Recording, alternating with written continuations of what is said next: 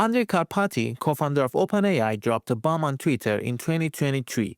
The hottest new programming language is English. People laugh. Fast forward to 2025 and Karpathy introduces the term vibe coding. And now a lot of new startups are claiming to be vibe coded. But wait a second. What is vibe coding? Vibe coding is that simple. You want a piece of software, just type it in plain English and let AI code it for you. But it can code for you, and coding is not equal to programming. Coding is the act of writing instructions in a programming language, while programming involves the broader process of designing, analyzing, and building solutions to problems, which is why coding is just one part of programming, not equal to it. I've seen people getting worried that vibe coding is breeding a generation of devs who don't understand the basics. I don't think so, because sooner or later it will become obvious to most people that your way of working will change.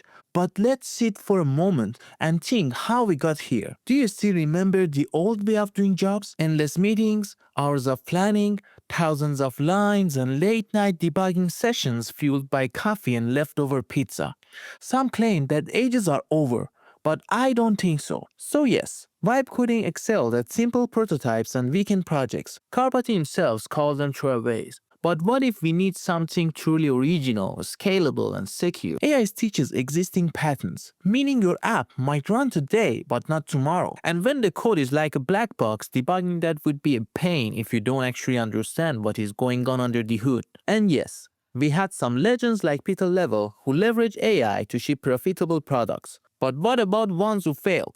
For example, that hypothetical indie dev who launched an AI-powered interview simulator in 2023. It even went viral, but the poorly understood AI-generated backend caused inaccurate responses and angry users. And a lack of foundational knowledge caused the bugs not to get fixed, and the startup failed in 1 or 2 weeks. So please, if programming pays your rent and feeds your kids, listen up. Betting everything on Vibe could make you homeless. Vibe coding is not going to fix your memory leak screams at 3 in the morning while AI can help and you are clueless. And you know these LLMs, right? You say to them, the code that you gave to me is not working, and they kiss your ass and they say, I'm so sorry, and they change another 1,000 lines of code and make everything worse and worse. So once again, AI shreds tedious docs and Stack Overflow searches, but core understanding is going to remain critical. Even if you look historically, every single simplification of coding,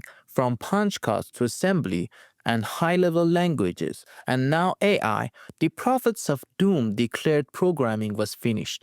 Every single time it happened, and every single time, devs with passion, creativity, and foundational knowledge didn't just survive, they thrived. And the future, it will be about collaborating with AI, debugging its weirdness, designing robust systems. Coding will evolve, but knowing how systems fundamentally operate and keeping them secure and maintainable will remain essential forever.